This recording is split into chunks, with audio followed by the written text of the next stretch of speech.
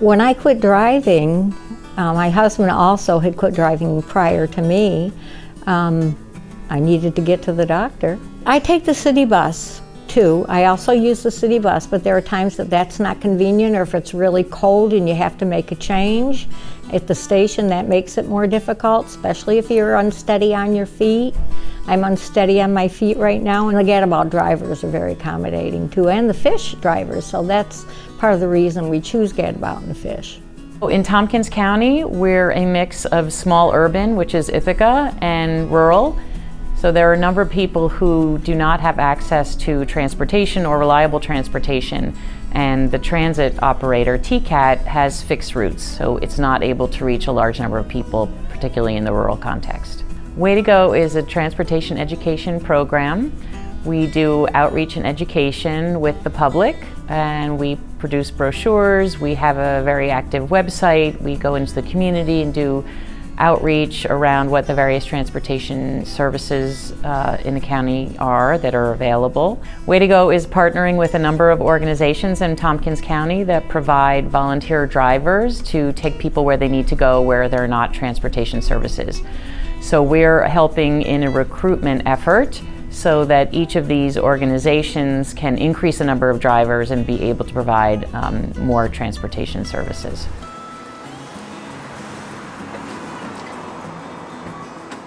My name is Bill Maxwell. I go by Max, and I've been a fish driver for a couple years now. FISH is an acronym for Friends in Service Helping, and it started with a church group that gave rides to medical appointments and rake leaves and snow shovel, but it morphed into this separate group that has a focus on taking people to medical appointments in county and out of county. To request a ride, they call 211.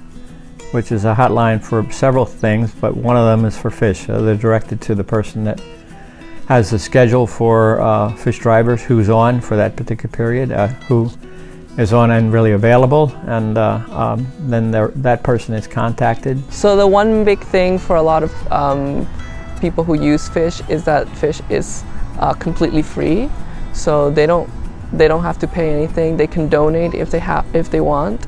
But the cost is a big issue for a lot of the people that end up relying on us. TCAT has a number of services they provide to those with lower incomes, and they often provide free bus passes for students that need them to get to activities. But because of the fact that we have a very large rural county, and also a lot of people have to travel between counties, say to get to a medical appointment, in Syracuse from Ithaca, it's not always served by a TCAT route, and also buses don't travel between counties. People can take an Uber, but it can be very expensive. Whereas you could maybe call an Uber or Lyft or a taxi, generally they don't provide that door-to-door service with like a friendly hand and a smiling face. It's very impersonal, and a lot of the riders definitely like the kind of like personal attention that they got from the volunteers, especially if they're going to a medical appointment. I would say usually those are a little bit stressful, so that one-on-one assistance and that just having that conversation in the car to and from the appointment was very valuable to the riders that we heard from. Medical appointments make up a big part of what volunteer drivers drive for. But there are other services that volunteer drivers provide rides for, including driving parents or caregivers to student events, to plays, to sporting events. My name is John Michelli, and I drive for Red School Rides, which is a program that helps parents of K through 12 students attend school functions. PTA meetings, special ed meetings, concerts at night, things of that nature. A lot of the community doesn't have access to transportation. The people that live in the country really need cars, and they don't have them. One parent, she drove years ago that her kid was at Cayuga Heights School and was in the 4th grade, and the parent had never been to the school. For K through 12 parents that don't have transportation, they have kids in school, but it's just very difficult for them.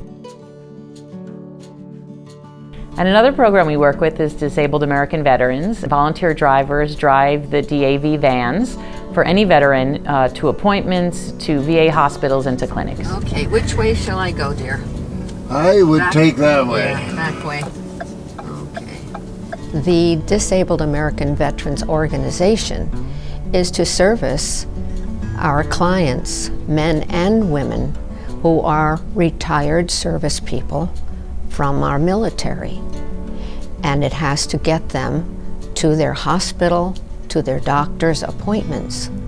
Some are able to drive, but they do not feel safe driving all the way up to their to the hospital in Syracuse. They are under an income that is limited in ways. If they need to take their partner, wife or husband with them, we fill that need.